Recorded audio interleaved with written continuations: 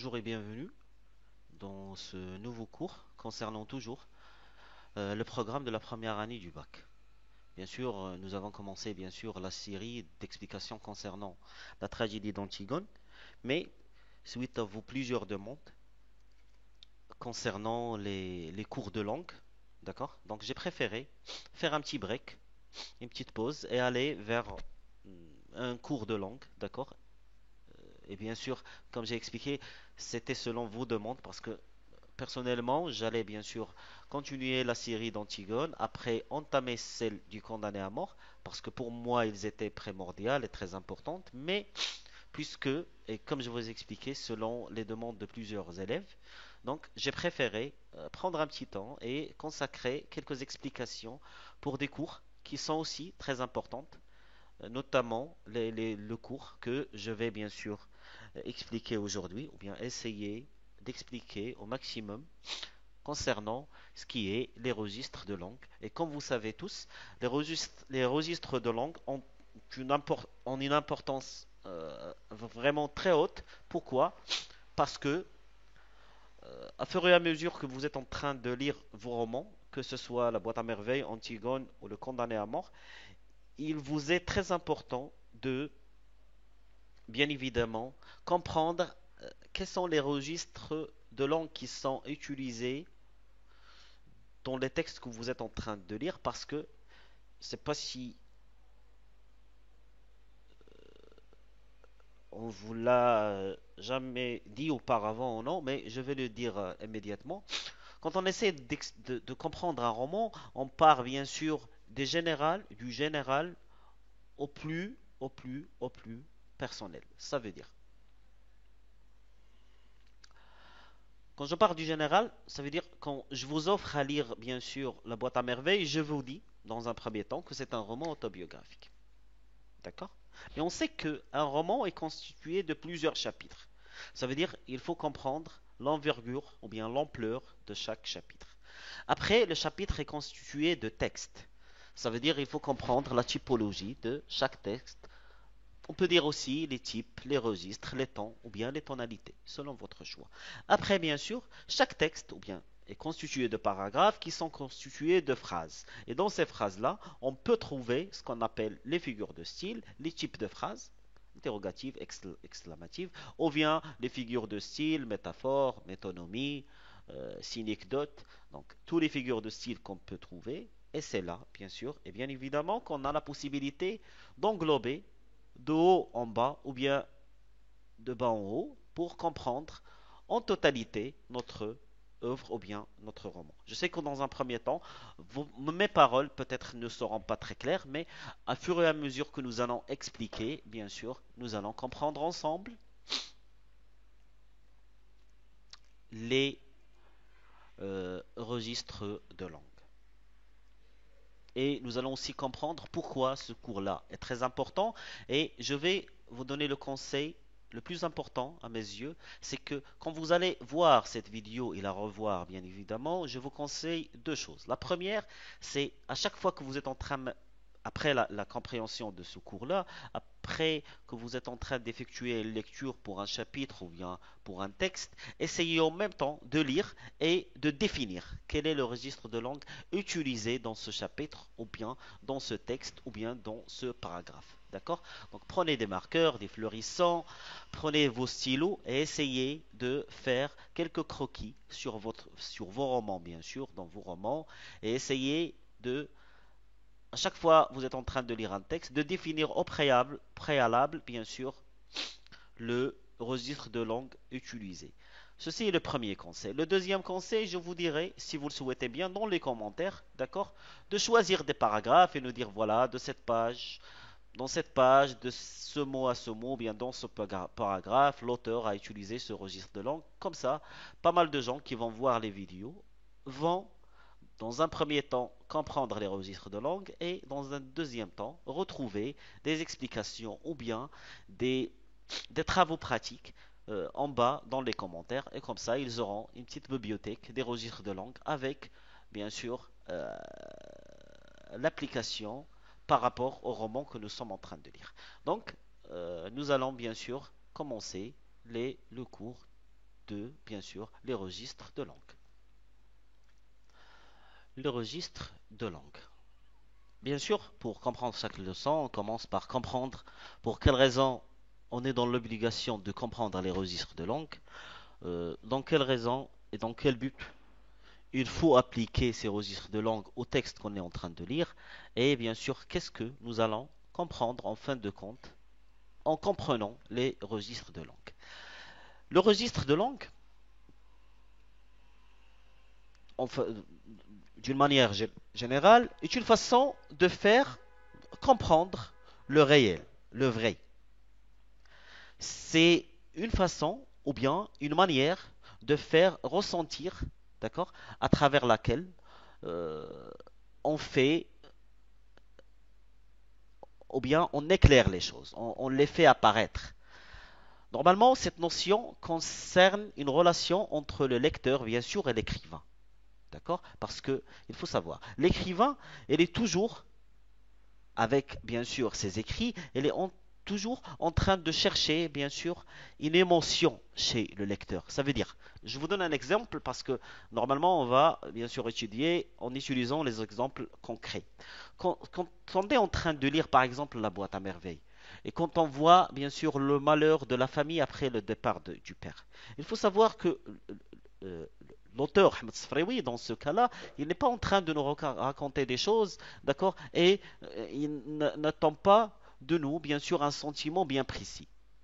Non, il attend que le lecteur ait une sorte de compassion avec lui, d'accord, se met à sa place.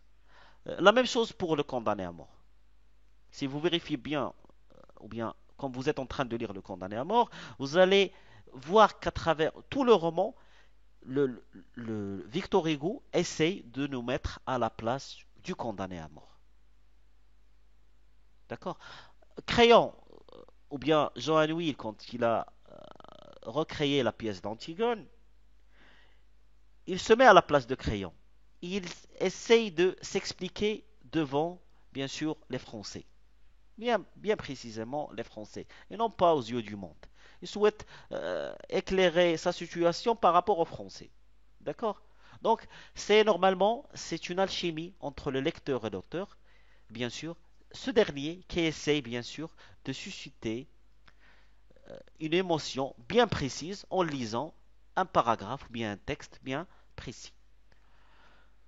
Et normalement, c'est plus difficile à l'écrit qu'à l'oral. Parce que normalement, à l'oral, on peut bien sûr euh, voir ou bien ressentir plus rapidement le registre de langue ou bien le percevoir très rapidement.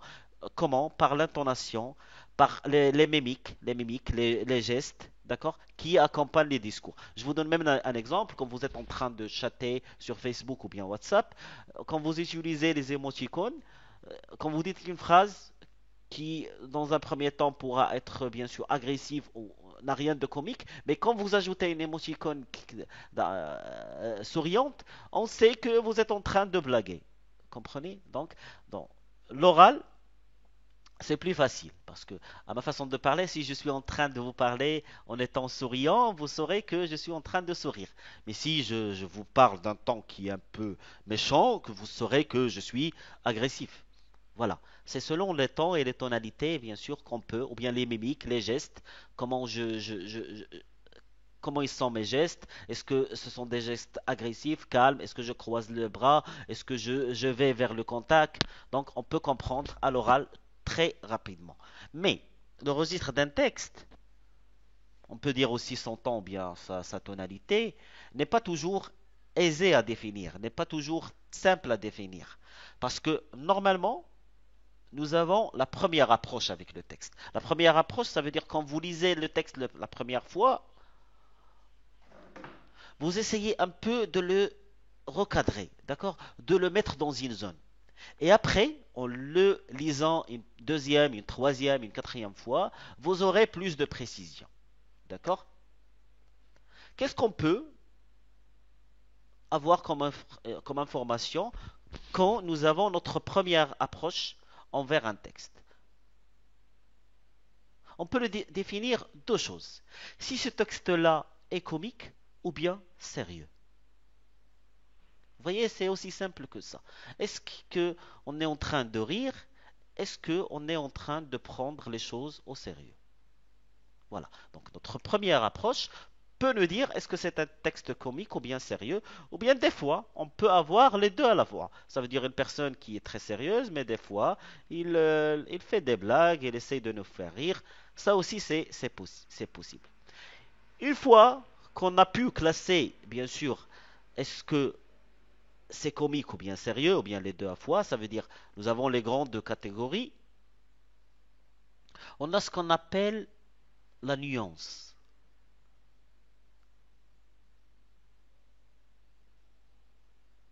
Ça veut dire la nuance, ça veut dire ce que normalement est plus fort dans le texte. Est-ce que c'est le registre sérieux ou bien c'est le registre comique ou bien leur dérivé. Ça veut dire ce qui vient en bas de ces deux grandes catégories. Parce qu'il faut savoir une chose que souvent nous avons un mélange de plusieurs registres dans le même texte, mais on a toujours une, voire deux, peut-être trois, qui sont plus dominantes. Ça veut dire dans un texte, je peux avoir par exemple le registre A, le registre B et le registre C. Mais j'ai bien sûr un registre qui domine, qui domine, pardon, qui domine. Domine, ça veut dire que c'est le registre qui est le plus présent dans le texte.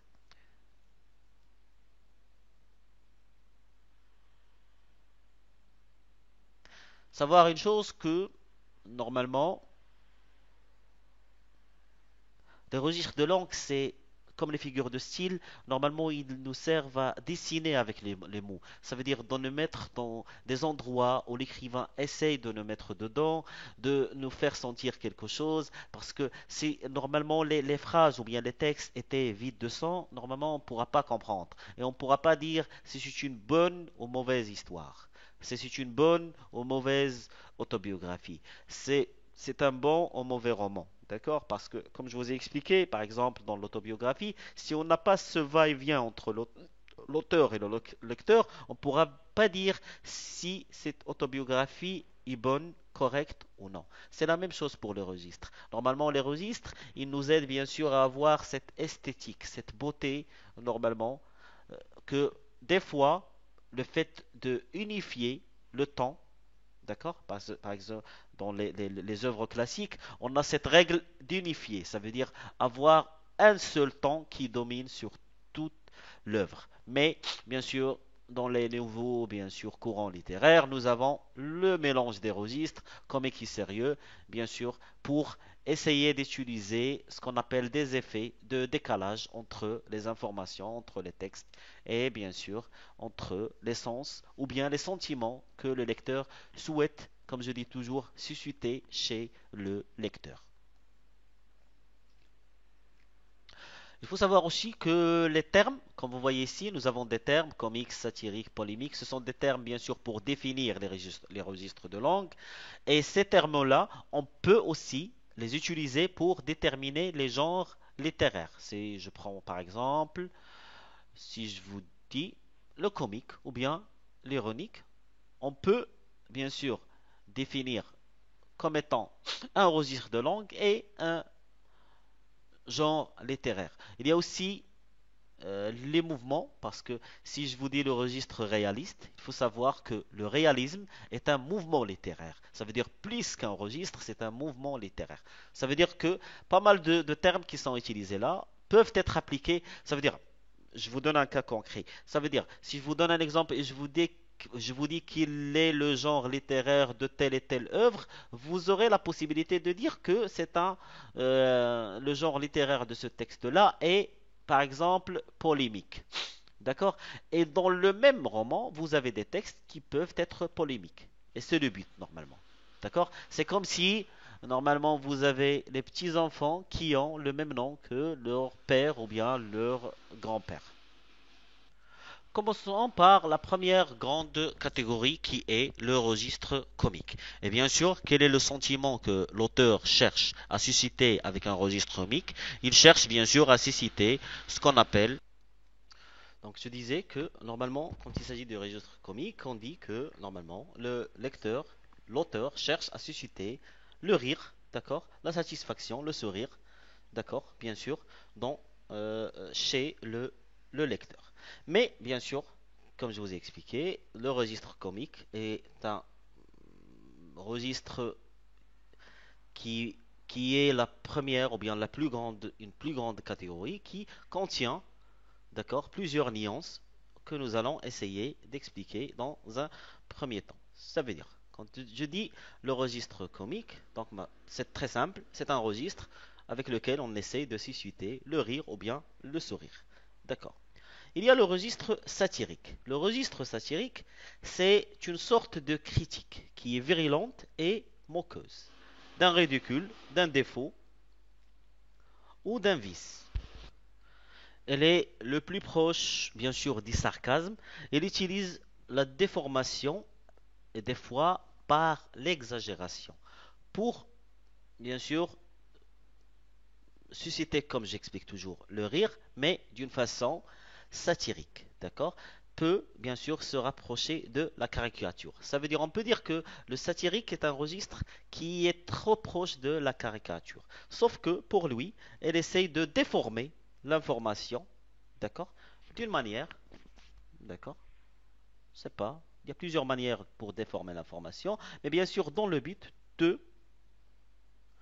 euh, susciter le rire. Des fois, cette déformation, on trouve une sorte d'exagération. D'accord. Bien sûr, si nous prenons un exemple, je peux vous dire que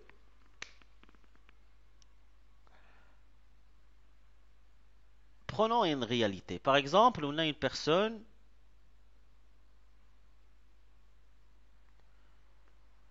qui arrive trop tard, toujours à la classe, et elle arrive trop tard. Donc on peut dire que cette personne, elle est en train de participer aux Olympiades du retard. Ça veut dire qu'on a déformé, d'accord? Certes, la personne arrive en retard, mais il ne peut pas, bien sûr, participer. Il n'y a pas des Olympiades pour le retard. Mais on est en train de déformer l'information, exagérer, d'accord, pour, dans un premier temps, parler, c'est un vice, ou bien c'est un défaut. La personne qui arrive en retard, c'est un défaut. Et pour elle, c'est un vice, parce que c'est une personne qui arrive toujours après que le cours est commencé. Il doit toujours frapper à la porte. Le professeur doit arrêter son explication, faire entrer cette personne, lui demander plusieurs questions. Donc c'est un défaut, c'est un vice, mais on est en train de déformer ce vice-là pour donner cette nuance du rire qu'on appelle le satire. L'ironie, l'ironie, normalement, c'est dire le contraire de ce que l'on pense. Normalement, c'est un terme qui vient du grec. Euh, je suppose le terme exact, c'est Eroneia. Voilà. Ça s'appelle, ça veut dire en grec l'interrogation. D'accord? Donc, ça veut dire que l'auteur, quand il utilise l'ironie dans ses textes, c'est comme s'il demandait au lecteur de penser réellement à ce qu'il veut dire réellement. D'accord? Il veut faire en sorte que le lecteur, quand il est en train de lire cette phrase, de se dire, voilà, cette personne-là peut-être ne veut pas dire exactement cela, mais elle essaye de dire autre chose. Et l'ironie, comme je vous ai expliqué, c'est bien sûr dire le contraire de ce que l'on pense ou bien de ce que l'on veut faire penser. Normalement, l'ironie provoque toujours la surprise. On peut la trouver toujours souvent dans les textes polémiques ou bien dénonciateurs. Il se manifeste par l'utilisation de plusieurs figures de style, parmi elles l'antiphrase, la litote, l'exagération ou bien même l'ironie. Parce que nous avons une figure de style qui s'appelle l'ironie. Et c'est ce que j'étais en train d'expliquer. Des fois, on peut trouver que le genre littéraire a le même nom que le registre de langue, le même nom que la figure de style, notamment l'ironie. Parce que l'ironie, on la trouve aussi comme étant, bien sûr, une figure de style. La parodie, normalement, c'est une imitation moqueuse. Ça veut dire on imite une personne, mais pour faire rire. D'accord? Ça veut dire on On prend une personne. Je vous explique par exemple pour la parodie. Je sais pas si vous avez vu auparavant euh, des films parodiques. Des films parodiques, ce sont des films qui prennent normalement des films qui ont eu un grand succès. Par exemple, le Titanic, La famille indienne, les films les plus classés, les grandes classiques du cinéma. Ils prennent ces films-là et ils essayent de les imiter. Aussi, vous pouvez voir ceci dans des chansons. D'accord? Donc, si euh, vous avez bien sûr vu plusieurs chansons qui sont très importantes, vous allez trouver qu'il y a d'autres artistes qui reformulent ces chansons-là, d'accord? Et au lieu des termes utilisés, par exemple des termes d'amour, ils utilisent des termes de rire et de moquerie. C'est ce qu'on appelle la parodie. Dans la parodie, il y a aussi plusieurs nuances. Parmi elles, il y a ce qu'on appelle le registre burlesque. Le registre burlesque, c'est un registre où on traite un sujet noble, héroïque, mais avec des personnages qui sont vulgaires et avec un style familier. Je ne sais pas si vous avez auparavant lu ou bien vu le dessin animé de Don Quichotte. Normalement, c'est un chevalier qui se croyait un chevalier noble, mais on a pris ce personnage et on a pris la noblesse des chevaliers pour essayer de la présenter d'une façon qui nous fait rire, des fois d'une façon vulgaire ou bien d'un style familier. Il y a le registre, bien sûr, qui fait partie des registres comiques, qui s'appelle l'humour, ou bien le registre humoristique. Il est très difficile à le définir qu'à pratiquer. Pourquoi? Parce que normalement, c'est un style de rire qui attire l'attention, mais avec détachement, sans méchanceté. Ça veut dire, je suis en train de rire d'une situation, mais sans que je sois méchant. D'accord? Sans que je parle d'une personne. D'accord? C'est comme si je racontais une blague et que je précisais pas la personne. D'accord? Je disais, voilà, telle ou telle personne a fait, ou bien telle ou telle chose, ainsi de suite. Ça veut dire, c'est un registre, qu'on peut dire le registre le plus gentil de tous les registres. Ça veut dire, je suis en train de faire rire les gens sans que, bien sûr, je les blesse, tout simplement. Mais nous avons aussi ce qu'on appelle l'humour noir. L'humour noir, je ne sais pas si vous connaissez le comique Dieudonné, mais normalement, c'est un comédien qui utilise trop l'humour noir. Ça veut dire quoi l'humour noir? Normalement, quand je ris d'une situation qui fait mal, ça veut dire si je fais par exemple une pièce théâtrale concernant une guerre civile ou bien une guerre qui a causé plusieurs morts, mais que je suis en train de traiter ce sujet en riant, c'est ce qu'on appelle le registre, l'humour, le registre de l'humour noir. Le registre sérieux ou bien réaliste. Ça veut dire la deuxième catégorie, la plus grande catégorie des registres, c'est normalement concernant les registres sérieux ou bien ce qu'on appelle le registre réaliste. Le registre réaliste, il essaie toujours de nous présenter tout ce qui est vrai, tout ce qui est réel, sans bien sûr l'embellir, sans le déformer. D'accord? Normalement, ce registre réaliste, euh, il a été utilisé plusieurs fois, surtout dans les romans des 20e siècle, notamment par exemple le dernier jour d'un condamné. C'est le temps, bien sûr, bien la tonalité des articles de presse. Il exprime dans la plupart du temps la neutralité, d'accord, sans complaisance, d'accord, même les aspects les plus déplaisants. Ça veut dire quand nous avons un présentateur d'infos dans la télévision, il essaie de nous apporter les faits, d'accord, sans qu'il soit impliqué, sans rire, sans, bien sûr, sans empathie, sans des fois sans pitié, d'accord? Il est en train, voilà, des personnes sont mortes dans telle ou telle guerre, donc Ils présentent les informations en toute neutralité et ils essayent d'apporter tout simplement la réalité. Il y a le registre didactique. Donc on a vu le comique, le satirique, l'ironique, le parodique, le burlesque, l'humoristique, le réaliste. Maintenant, nous avons le registre didactique. C'est normalement le registre utilisé dans vos, bien sûr, manuels d'éducation. Ce qu'on appelle le didactique. Ça veut dire, par exemple, si vous avez le manuel de sciences, ou bien de mathématiques, ou bien de langue arabe, le registre utilisé dans les textes que vous avez devant les yeux est le registre didactique. D'accord? C'est normalement, c'est la réalité qui est utilisée pour tout ce qui est enseignement, que ce soit moral, scientifique, les articles des encyclopédies, les manuels scolaires, les discours de professeurs. Ça veut dire quand un professeur il est en train d'expliquer son cours, normalement il utilise ce qu'on appelle le registre didactique. Le cours qu'on est en train de faire, c'est un exemple du cours ou bien du discours didactique.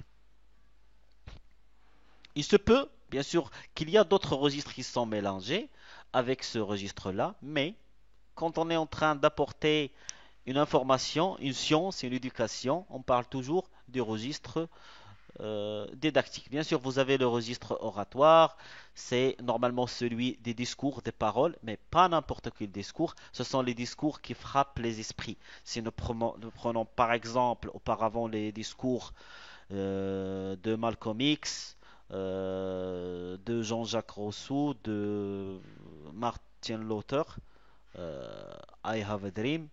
Donc, ce sont des registres qui appartiennent au registre oratoire, mais c'est le registre qui frappe les esprits. Ce sont les paroles des grands politiciens, notamment bien Obama ou bien Trump, donc des personnes, ou bien Erdogan, donc des personnes qui ont un discours qui frappe l'esprit, selon bien sûr vos perceptions des choses. Le registre épidectique, celui de l'éloge ou bien du blâme. D'accord? Et normalement, il a deux rôles. Ou bien susciter l'admiration, ou bien le dégoût. Ça veut dire que vous êtes en train de blâmer, ou bien d'éloger une personne. Blâmer, ça veut dire parler des défauts de cette personne. Éloger, ça veut dire parler de ses grandes qualités. Si nous prenons l'exemple, par exemple, d'une personne qui aime telle ou telle équipe de football, quand il parle de son équipe, elle est en train de parler de tout ce qui est beau dans cette équipe, dans les victoires, mais quand il parle de l'équipe adversaire, il parle bien sûr de tout ce qui est mauvais dans cette équipe. Ça veut dire qu'elle essaye de susciter l'admiration pour son équipe et le dégoût pour l'équipe adverse. Le registre polémique, et comme je vous ai dit, c'est normalement polymos, le registre polémique vient du mot polymos, et polymos signifie la guerre. Et normalement, c'est là où le débat devient un combat. Un exemple très simple pour le comprendre, c'est normalement, par exemple, le discours entre Antigone et Créon. Si vous voyez, il y a de la polémie parce que chacun est en train de défendre son point de vue. C'est comme si on était dans un combat. Ça veut dire, on n'essaie pas de se comprendre, mais chacun de nous essaie de mettre en valeur ses arguments et son discours. D'accord? Normalement, qu'est-ce qu'on cherche via le registre polémique? On cherche à réagir. On cherche la réaction du destinataire. Ça veut dire le lecteur, c'est comme si on est en train de le chauffer. Quand elle est en train de lire un texte polémique, il a envie de nous dire voilà, non, arrêtez, je suis contre cette idée-là, je ne veux pas entendre cela. Ou bien je suis avec vous. C'est une sorte de débat. Ça veut dire un va-et-vient entre l'avis du lecteur et celui de l'auteur. D'accord? Des fois, dans ce registre, bien sûr, polémique, on trouve bien sûr pas mal de fois le registre lyrique, ironique, satirique, la caricature, l'humour. Donc on peut trouver bien sûr plusieurs registres, mais la nuance la plus globale, quand il s'agit d'un débat, c'est le registre polémique. Le registre lyrique. Il faut faire une définition ou bien une séparation entre le lyrique et le pathétique. Pour le lyrique, c'est normalement et simplement le registre qui est en train de susciter tout ce qui est émotion. les états d'âme, les états d'esprit. Je ne sais pas si vous connaissez la lyre, mais c'est un instrument de musique ancien et utilisé toujours chez les Grecs. Si vous tapez dans la recherche la lyre ou bien lyrique, vous aurez cet instrument musical et vous allez comprendre que normalement, c'est un registre qui cherche toujours l'émotion, l'amour, la tristesse, le regret, la nostalgie. D'accord? Et pas mal de fois, euh, il est utilisé toujours et plus souvent dans la poésie. On est en train de chanter avec l'instrument, accompagné avec l'allure. D'accord? Mais bien sûr, bien évidemment, le lyrique ne se limite pas qu'à la poésie. On peut le retrouver dans plusieurs, bien sûr, euh, autres types de textes ou bien plusieurs autres genres littéraires. Le pathétique, c'est un sentiment, mais elle est mise à part le lyrique. Pourquoi? Parce que le lyrique, on a les sentiments, disons, du premier degré. Le regret, la nostalgie, l'amour. Mais le registre pathétique, c'est les émotions intenses. D'accord? Ça veut dire on cherche les émotions les plus graves, les plus claires, les plus graves, les plus intenses. D'accord? Son but, ce registre-là, est de faire toujours réagir le destinataire devant une situation inhumaine.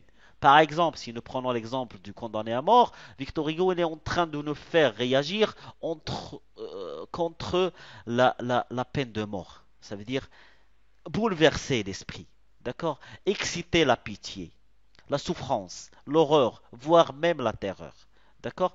Il peut bien sûr mêler d'autres registres ou bien d'autres tonalités telles que le drame ou le tragique, mais normalement il reste plus fort que les sentiments, plus fort que les sentiments du registre lyrique, plus fort que la tragédie et plus fort que le drame. D'accord? Ça veut dire, si vous me dites entre Antigone et le condamné à mort, l'Antigone est une tragédie. Ça veut dire nous avons des sentiments de malheur ou bien trop de sentiments de malheur. Mais quand on dit pathétique, c'est plus que ce que vous avez dans Antigone. Donc si Antigone a suscité votre tristesse ou bien votre chagrin envers Antigone ou bien envers Aimant, il faut savoir que quand on utilise le registre pathétique, ces sentiments vont être le double, voire le triple. Ça veut dire que vous allez plus ressentir plus du mal, plus de souffrance. Vous allez être bouleversé parce qu'il y a pas mal de gens qui avaient des idées bien concises, bien précises, mais quand ils ont eu affaire à un texte pathétique qui était contre ce qu'ils pensaient, ces lecteurs-là étaient bouleversés devant cette situation. C'est comme s'ils se sentaient mal pour leur, bien sûr, ancien idée conçue. Idée conçue.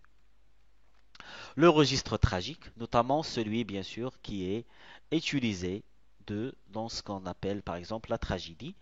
Normalement, il exprime la conscience de l'homme envers les forces majeures de la nature qui le dépassent et des fois il le domine. D'accord? Normalement, on ne peut pas dire que le tragique ne se manifeste que dans la tragédie. On peut trouver le tragique dans plusieurs genres littéraires, même les genres littéraires dramatiques, dans un roman à thèse, notamment celui de Victor Hugo. Mais normalement, le registre tragique, c'est un registre qui a pour rôle de nous faire comprendre que la mort existe toujours. D'accord? Que si je suis devant un lion dans une cage, dans la plupart du temps, je serai dévoré par ce lion. Ça veut dire les forces majeures, d'accord, qui dominent, d'accord. Quand il y a de la pluie, on a froid. On ne peut pas sentir autre chose. Quand il y a le soleil est très brillant, on sait qu'on a chaud. Ça veut dire que c'est plus fort que nous, d'accord. Ce sont les forces de la nature, la pluie, les tempêtes. Les orages, donc ce sont les forces qui sont la maladie, la mort, donc la joie, le bonheur, la naissance d'un bébé, la mort d'un proche. Donc, ce sont des choses qui sont plus fortes que nous. D'accord? Donc, le tragique, normalement, il essaie toujours de susciter ce qu'on appelle quand la personne a conscience qu'il est, que c'est un être faible devant les forces de la nature. D'accord? Le registre épique, et ce registre-là, il est souvent utilisé dans les poèmes, et même ce qu'on appelle les épopées. Victor Hugo a aussi des épopées. Donc, ce sont de longs poèmes narratifs qui chantent les exploits des héros, qui sont toujours des êtres hors du commun, exaltant un grand sentiment collectif et recourant ou merveilleux. Aussi, on peut le retrouver, ce registre-là, comme tous les registres, on peut le trouver dans la poésie ou bien dans les autres genres littéraires. D'accord? Souvent, dans tout ce qui sort de l'ordinaire et prend une dimension surhumaine. D'accord? C'est devant les choses qui sont bien sûr super naturelles. C'est là qu'on utilise le registre épique. Il y a deux registres, d'accord, qui peuvent s'ajouter, ce qu'on appelle le fantastique et le merveilleux. Le fantastique, on peut aussi l'ajouter au registre épique parce que normalement il s'agit de tout ce qui est surhumain, d'accord, tout ce qui est fantastique, comme le nom le porte, d'accord. Par exemple, si vous voyez le film des Quatre Fantastiques, voilà, vous voyez le titre, les Quatre Fantastiques, si vous lisez l'histoire, vous allez savoir que on peut appeler ce registre-là. Dans ce registre, dans ce roman, on peut trouver plusieurs registres. Mais comme je vous dis toujours, la nuance qui domine, c'est la nuance fantastique. Déjà, il porte le nom. Le merveilleux, voilà, un petit temps de réflexion. La boîte à merveilles. Soulignez le titre. La boîte à merveilles. Le registre merveilleux. Donc vous voyez que dans la boîte à merveilles, on peut dire plus que, parce que c'est une autobiographie qu'on a dit qu'il est en train de parler de tout ce qui est réel, donc on peut trouver dans la boîte à merveilles le registre réaliste, dans un premier temps. On peut trouver des fois l'ironie de Ahmed Sfraoui. D'accord? On peut trouver le comique. On peut trouver, par exemple, le polémique. Par exemple, les débats de l'Allah et de l'Allah Zubida. D'accord? C'est un dialogue qui est un débat, donc on peut dire polémique. Mais il faut savoir que le registre le plus dominant dans la boîte à merveilles, c'est bel et bien le registre merveilleux. Et déjà, comme le nom le porte, la boîte à merveilles, ça veut dire qu'on a quelque chose de merveilleux dans ce roman-là. À votre avis, quelle est la chose merveilleuse dans ce roman-là? C'est bien sûr la boîte à merveilles et ses objets qui deviennent des objets animés qui, bien sûr, jouent avec l'auteur, euh, sa façon de penser, l'imaginaire dans tout ce qui est merveilleux. Donc,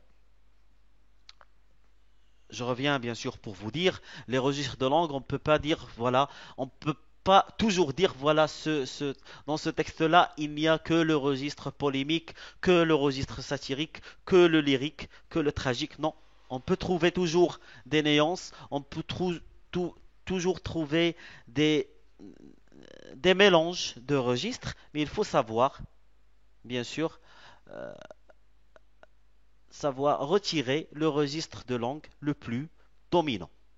D'accord.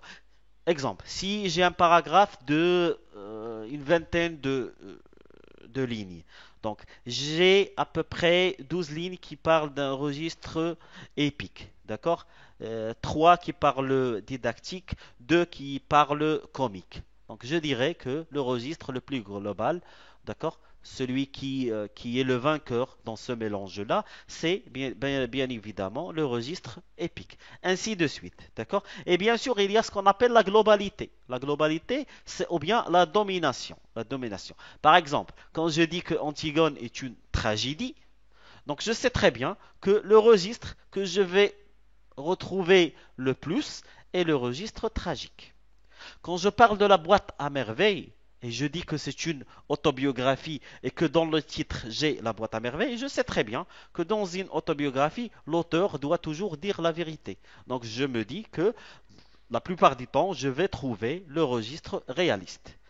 Et puisque le titre est la boîte à merveilles, c'est sûrement que j'aurai bien sûr le merveilleux aussi. Et bien évidemment, quand j'ai les interactions de Ahmed Sfraoui avec sa boîte à merveilles, je suis bien évidemment, dans le registre merveilleux.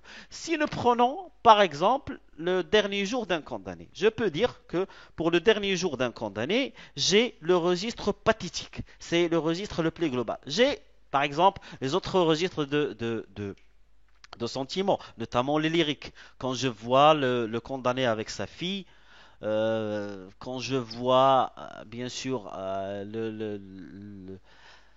le condamné, le condamné, bien sûr, envers le condamné à mort, comment il se comporte avec, par exemple, l'infirmière quand il sera à l'infirmerie.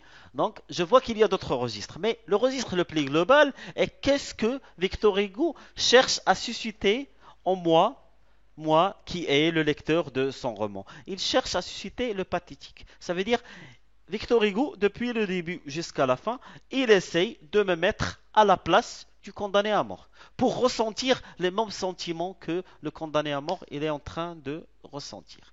Ça veut dire que le fait que ma tête soit décapitée, ça veut dire que je dois me mettre à la place du condamné à mort et sentir que c'est moi-même qui est sous l'échafaud et que c'est moi-même que ma tête va être décapitée, va être coupée.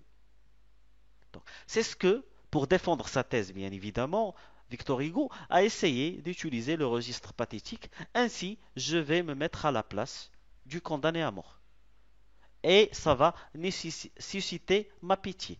Comme on a expliqué par rapport au registre pathétique, on a dit que l'auteur, elle essaye de bouleverser l'idée conçue. Ça veut dire l'idée que nous avons au préalable. Ça veut dire, moi je suis une personne qui se dit, voilà, voilà, pour la peine de mort, les personnes doivent subir cette sanction parce qu'ils ont commis un crime majeur.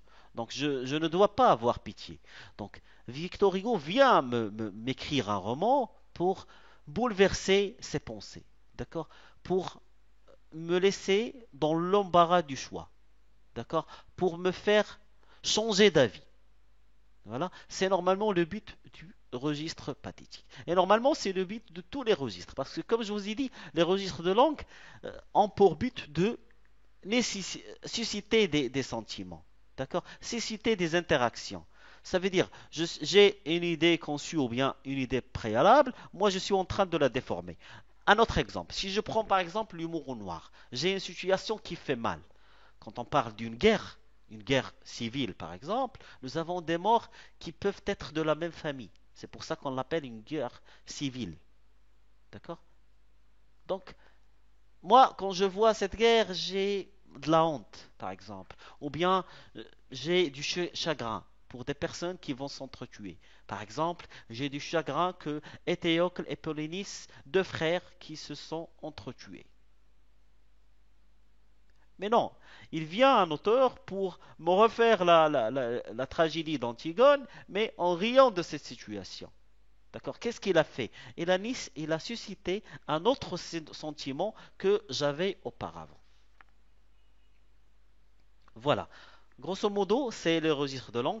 Je vous conseille vivement de faire des recherches. Maintenant, vous avez à peu près les noms majeurs ou bien les noms les plus communs dans ce qui est ce qu'on appelle les registres de langue. Il y en a d'autres, peut-être que je n'ai pas trouvé personnellement, mais je vous conseille de faire vos recherches.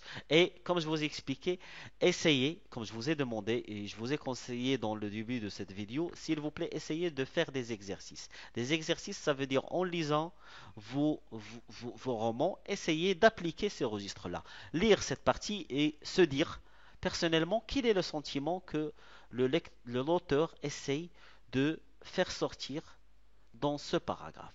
Qu'est-ce qu'il essaye de me faire sentir dans ce paragraphe-là? Et voir, est-ce qu'il essaye de me faire rire? D'accord? Est-ce qu'il me parle d'une façon directe, réelle? D'accord? Est-ce qu'il essaye de frapper mon esprit avec ses paroles? Est-ce qu'il essaye de nécessiter un débat entre lui et moi? D'accord? Est-ce qu'il est en train de donner du privilège à une personne ou à une équipe ou à un pays? Est-ce qu'il est en train de blâmer ces personnes-là? Est-ce qu'il est en train de susciter des sentiments? Est-ce qu'il veut ma pitié? Est-ce qu'il cherche de me faire comprendre que je suis faible devant les forces de la nature? Est-ce qu'il est en train de parler de tout ce qui est surhumain, de tout ce qui est héroïque? Est-ce qu'il est en train de parler du fantastique? Ou bien il cherche à me faire voyager dans le monde du merveilleux? C'est ainsi, bien sûr, que vous allez comprendre l'ampleur de ces registres-là. Je répète que normalement, on peut trouver qu'il y a plusieurs registres et on peut aussi les placer dans deux grandes catégories, ou bien le registre comique, ou bien celui du sérieux, ou bien du réel. Mais sachez que normalement, en lisant, nous allons trouver qu'il y a toujours une nuance qui est toujours la plus dominante. Aussi, les noms des registres peuvent s'appliquer à des genres littéraires et peuvent s'appliquer même à des figures de style. D'accord? Par exemple, l'ironie, figure de style, registre de langue et genre littéraire. Une autre information, pour savoir quels sont les registres de langue, il faut aussi avoir une connaissance et une compréhension des figures de style parce que nous avons pas mal de registres de langue qui se définissent par les figures de style qui sont utilisées dedans. D'accord? Prenons exemple du polémique, le registre du débat. Normalement, nous avons souvent l'ironie, le satire et la caricature, par exemple. Et bien évidemment d'autres exemples que nous avons. Ça veut dire, c'est comme si on disait que les registres de langue sont une juxtaposition de plusieurs figures de style. Ça veut dire, euh, à force d'utiliser plusieurs figures de style, on arrive à avoir notre registre en langue. Ça veut dire, si j'utilise par exemple les registres de langue ironique, satirique, euh, et la caricature ou bien l'humour, je vais me dire qu'en fin de compte, cette personne-là, il est en train de faire un registre polémique. Pourquoi? Parce qu'il est en train de débattre et dans ce débat-là, il est en train de utiliser des figures de style qui servent bien sûr à avoir ce qu'on appelle en fin de compte le registre polémique. D'accord. Un autre exemple pour comprendre comment on peut définir le registre de langue d'après les figures de style, si nous prenons par exemple l'ironie, dire le contraire de ce que l'on pense. Si vous voyez dans un texte ironique, vous allez trouver qu'il y a toujours plusieurs figures de style utilisées. Parmi elles, ou bien les plus évidentes, sont la litote, l'exagération ou bien l'antiphrase. L'exagération, ça veut dire l'hyperbole. Euh, L'hyperbole, comme par exemple, je dis, euh, quand nous avons une personne qui arrive en retard, et moi, je l'accueille et je lui dis, surtout, ne te presse pas. Ah, tu as pu arriver le premier. Tu es arrivé trop tôt, cette fois. D'accord? Donc, je suis en train de dire le contraire de ce que je pense. D'accord? En utilisant plusieurs figure de style, comme je vous explique, l'antiphrase. Ça veut dire, j'ai envie de dire une phrase, mais non, j'utilise son anti, le contraire de cette phrase.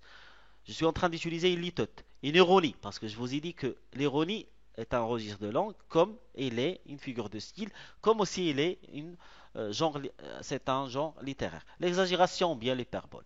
Donc, je peux, si j'ai une bonne compréhension des figures de style, je peux très simplement, en accumulant les figures de style, avoir en fin de compte le registre de langue utilisé dans tel ou tel texte. Donc, je pense que j'ai fait le tour des registres de langue, surtout utilisés dans le programme de la première année du bac, et notamment bien sûr les trois œuvres, La boîte à merveilles, Antigone et Le condamné à mort. Donc, je vous conseille de voir et de revoir cette vidéo, d'accord? Et essayer d'appliquer. L'application est la clé du succès. Et votre implication est aussi la clé du succès. Donc, essayez de vous impliquer dans vos cours. Ça veut dire à chaque fois vous êtes en train de maîtriser un registre de langue. Par exemple, vous avez maîtrisé le registre comique. Essayez de le chercher dans la boîte à merveilles d'Antigone ou dans le condamné à mort. Qu'il existe ou non, ce n'est pas le plus important, mais pour moi, le plus important est que vous ayez la possibilité de le définir et de savoir si réellement il existe dans ce texte ou pas. Même chose pour tous les registres de langue. Certes, il y en a plusieurs, mais soyez sûr, avec la pratique, vous allez pouvoir les comprendre et pouvoir les définir très rapidement. Juste en lisant, parce que juste en lisant le texte et savoir quel est le sentiment que j'ai personnellement en lisant ce texte, je peux dans la plupart des temps, aller dans la plus grande catégorie. Ça veut dire, je lis un texte, je sais que je suis dans, ou bien dans le comique, ou bien dans le sérieux. Voilà, je suis dans le comique, je sais que, est-ce que l'auteur est, pas mal de fois, il est en train de dire le contraire de ce qu'il pense. Voilà, je suis dans l'ironie. Il est en train d'apporter quelques informations comiques pour un sujet qui est vraiment très noble. Ah, c'est la parodie. Ainsi de suite. Même chose que quand je suis dans le sérieux. Je suis devant un texte qui suscite les sentiments. Je vois, est-ce que ce sont des sentiments du premier degré, amour, tristesse, ou bien ce sont des sentiments qui sont vraiment, vraiment très profonds, qui suscitent la pitié. Donc, je peux dire si je suis dans un registre lyrique ou bien dans un registre pathétique. Donc, comme je vous ai expliqué et comme je répète toujours, lisez vos romans et essayez maintenant, avec ce cours que vous avez en tête, essayez à fur et à mesure que vous êtes en train de lire, essayez d'appliquer. Bien sûr, vous aurez beaucoup de questions, donc je vous suggère vivement de les mettre dans vos commentaires. Si vous n'avez pas compris un registre de langue bien précis, je peux refaire une autre vidéo si vous le souhaitez en s'appuyant que sur les registres de langue que vous n'avez pas compris. Donc, essayez d'interagir avec cette vidéo s'il vous plaît, avec vos commentaires. J'aimerais bien que vous faites des exercices, que vous nous faites part de ces exercices. Ça veut dire vous prenez telle ou telle partie. N'écrivez pas tout le paragraphe dans le commentaire, ça ne servira à rien, mais juste désignez-le par la page, le numéro de la page, ou bien il commence de jusqu'à, et dites-nous quel est le registre que vous avez pu définir dans ce texte-là. Donc il ne me reste plus qu'à vous souhaiter une excellente journée et je vous dis bien sûr à notre prochaine vidéo et notre prochain cours, bien sûr, qui sera bien sûr concernant un autre cours de langue et justement le cours des figures de style. Merci, à très bientôt.